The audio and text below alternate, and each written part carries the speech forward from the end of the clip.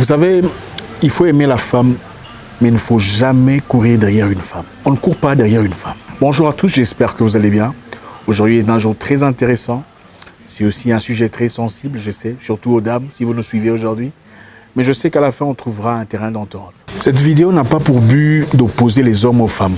L'objectif ici est de mettre à disponibilité de tout le monde les informations nécessaires pour avancer dans la vie. Dans la vie, vous trouverez des hommes bien, sérieux, gentils, courtois, attentionnés, et des hommes mauvais, manipulateurs, tricheurs, voleurs, destructeurs. Vous trouverez ainsi des femmes bien, joyeuses, intéressantes, protectrices, et des femmes mauvaises, destructrices, manipulatrices, et tout ce qui va avec. Il est donc important de disponibiliser l'information afin que les bonnes personnes évitent à tout prix les mauvaises personnes. Rentrons à notre sujet. On ne court pas derrière une femme. D'abord, il faudrait comprendre qu'il y a une grande différence entre essayer de séduire une femme, espérant faire un avenir avec, espérant fonder une famille, un foyer, espérant se construire et se bâtir ensemble, et courir désespérément derrière une femme qui clairement n'est pas très intéressée. C'est bien d'essayer de séduire une femme, c'est bien de tenter de présenter sa meilleure face, son meilleur visage, sa meilleure présentation, ses meilleures idées, espérant construire quelque chose de tangible et de permanent avec cette dernière. Mais c'est mauvais d'insister, de courir derrière elle, de lui offrir des choses,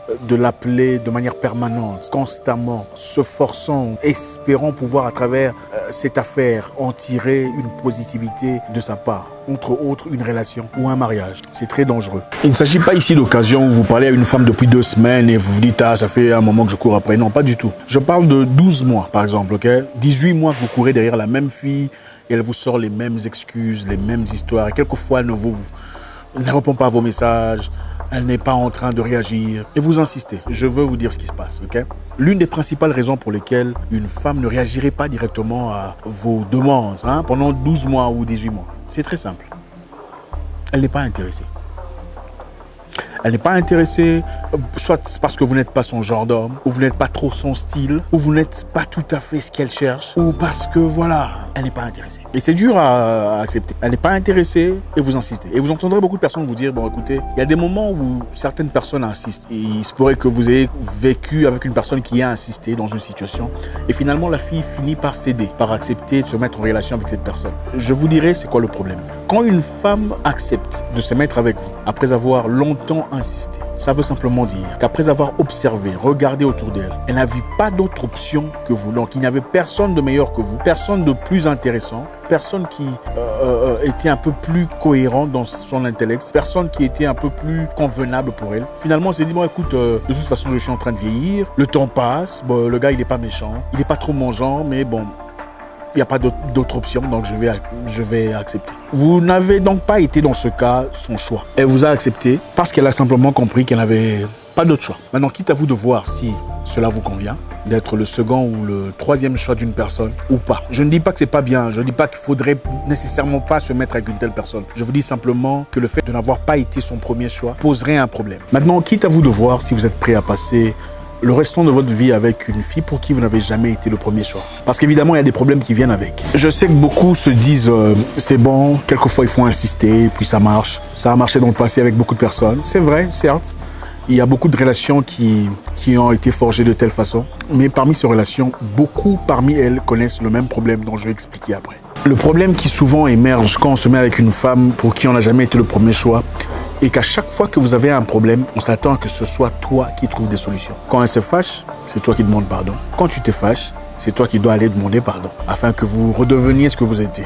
Donc, comme vous l'avez bien compris, vous vous trouvez dans une situation où c'est vous qui fournissez les efforts nécessaires pour aller de l'avant. C'est vous qui faites tout ce qu'il y a à faire pour arranger les choses, pour retrouver la paix, pour trouver des solutions. C'est pas un effort collectif, ok? Un effort d'ensemble entre un homme et une femme dans un but commun. C'est un effort que vous fournissez à chaque fois. Vous portez le fardeau de la relation ou du mariage. Vous portez sur vos épaules cette charge insupportable. Ce n'est pas intéressant. Quand tu te fâches, même quand tu as raison, tu dois aller demander pardon pour retrouver la paix. On ne court pas derrière une femme parce que la femme a rarement de respect pour un homme qui inlassablement court après elle. Il n'y a pas de mystère, il n'y a pas d'engouement, il n'y a pas de secret, c'est pas intéressant. Ça fait longtemps que vous courez derrière une femme et elle ne réagit pas à vos messages, elle ne répond pas, elle ne fait pas d'initiative. Elle n'est pas en train de jouer à un jeu. L'une des principales raisons est qu'elle n'est pas intéressée du tout. Vous n'êtes probablement pas son genre d'homme. Parce qu'une femme qui est intéressée, même si elle ne le montre pas, va vous rencontrer à mi-chemin. Elle vous facilitera la tâche.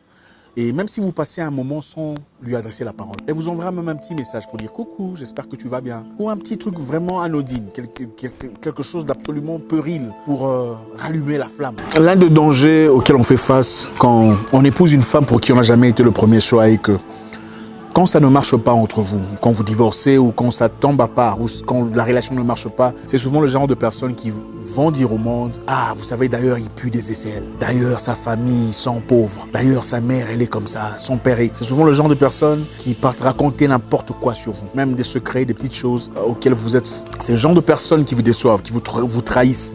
C'est le genre de personnes qui vous souhaitent le mal après votre relation. C'est le genre de personnes qui veulent vous voir souffrir après eux. C'est le genre de personnes qui ne veulent pas vous voir avancer. Vous savez, quand l'amour a été véritable, même si vous vous séparez avec une personne, elle vous veut du bien. D'accord? Elle veut que vous évoluez loin d'elle, faites votre vie, mais soyez en paix, soyez bien, ok? Ça ne marchera plus entre vous deux, mais vivez votre vie paisiblement. Mais une personne pour qui vous n'avez jamais été le premier choix, elle est certainement venue pour ses intérêts personnels. En tout cas, dans ce cas, c'est parce qu'elle n'a trouvé personne de mieux que vous ou parce que vous avez quand même assez d'argent ou assez des moyens, assez de ouf. Elle sera aigrie, amère, en colère pour avoir justement passé son temps. Son plan n'a pas marché et c'est ce genre de personnes qui sont prêtes à vous détruire complètement en cas d'échec. La deuxième raison pour laquelle une femme peut vous faire marcher est qu'elle est victime de son passé. D'accord? C'est une femme qui a probablement connu des difficultés, qui vit encore avec les blessures de son passé, a probablement été déçue par un homme, abandonnée par le père de son fils ou le père de ses fils, et n'a pas pu guérir de ses blessures. Ça veut dire elle vit encore avec les blessures du passé. C'est justement pas toutes les femmes, d'accord? Mais il y a des femmes qui malheureusement vivent jusqu'à aujourd'hui les blessures qu'ils ont enduré à cela 7 ans, 8 ans, 9 ans, ils n'ont pas pu passer à autre chose. Je ne dis évidemment pas toutes les femmes déçues en ce syndrome. Je dis que beaucoup de femmes, parmi les femmes qui ont été déçues dans le passé, vivent encore ou en ce moment-là seraient en train de vivre encore avec les difficultés ou les blessures de leur passé. Et avec ça, elles essayent peut-être d'examiner, d'observer, de voir un peu ce que vous avez à offrir pour s'assurer qu'elles ne fassent pas les mêmes erreurs. Il y a des femmes qui guérissent de leurs blessures et qui s'en sortent et parviennent évidemment à vivre une vie différente, une vie meilleure, rectifier leurs tirs et avancer, progresser dans la vie, faire une famille. Mais il y a une grande partie parmi ces femmes qui ne parviennent pas à passer à autre chose. Ils prennent le temps, ils vous examinent, ils vous passent à la loupe, vous passent au passoire, vous essaient de voir tout ce qu'il y a comme difficulté, comme incohérence. Le problème avec cette catégorie de femmes est qu'à chaque fois que vous poserez un acte ressemblant un tout petit peu à ce qu'elle a vécu dans le passé, elle rentre directement à ce qui s'est passé dans sa vie. Ah voilà, je m'y attendais. Il commence aussi à faire ça. Regarde, ces réactions, je les connais. Mon ex aussi était comme ça. Je le savais. Pourquoi il traîne pour prendre le téléphone? Il doit être avec une femme. Je m'en doutais. Et très souvent, même si vous essayez de rassurer cette femme, elle a toujours des problèmes. Okay? Elle prend 2 jours, elle se reprend et après ça, elle retombe dans le même cycle, la même histoire. C'est finalement, malheureusement, le genre de femmes qui veulent vous contrôler, veulent savoir à qui vous avez parlé, c'est quoi le message entrant. Même si vous montrez le téléphone, ça passe là maintenant, mais il y aura toujours un problème. Je sais qu'il y a des hommes ici qui ont déjà vécu ça. Vous essayez de rassurer la fille à 150%, c'est toujours les mêmes histoires, les mêmes problèmes. Mais finalement, elle risque de vous faire croire que c'est vous qui avez un problème. Mais en réalité, c'est elle qui a un problème. Elle n'a jamais guéri des blessures de son passé. C'est le genre de personne qui veut savoir c'est qui la fille qui te sourit, pourquoi tu es rentré en retard. Oui, bon, d'accord, 1 fois, 2 fois, mais on a quand même le droit de sortir un tout petit peu, de passer du temps avec ses amis, des connaissances, on peut en avoir, sans intérêt, sans pensée négative. On ne se met pas ensemble pour se surveiller perpétuellement. On se met ensemble pour être libre, okay? Pour avoir confiance à une personne. Tu sais que quoi qu'il en soit, cette personne me choisirait moi et moi seul. Il n'irait nulle part ou elle n'irait nulle part. C'est ça l'amour. Donc pour conclure, jeune homme qui me suit, on ne court pas derrière une femme, d'accord? La première raison pour laquelle on serait en train de courir derrière une femme, c'est simplement parce que la femme n'est pas intéressée, ok? Et le danger est que si jamais elle acceptait finalement de se mettre avec vous, vous ne serez pas son premier choix. Vous serez le remplaçant ou, bon voilà, il y avait personne d'autre mieux que vous. Finalement, elle a dit, bon ok, vous n'êtes pas si moche que ça, bon on va vous donner une chance. Ce n'est pas parce qu'elle vous aime vous. C'est un peu comme si vous partez dans un marché acheter des chaussures et on a pris toutes les belles chaussures et il n'y a qu'une seule paire qui est restée et c'est vous, la dernière paire. Il n'y a pas de choix, il faut se chausser. Ce n'est pas très intéressant. La deuxième catégorie pourrait être une fille bien, mais elle a des blessures intérieures.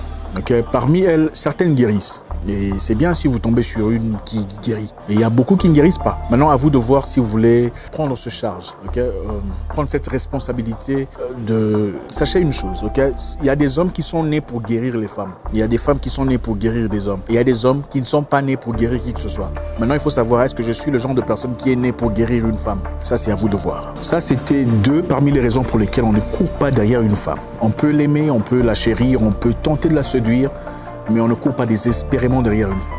La suite au cours de la semaine.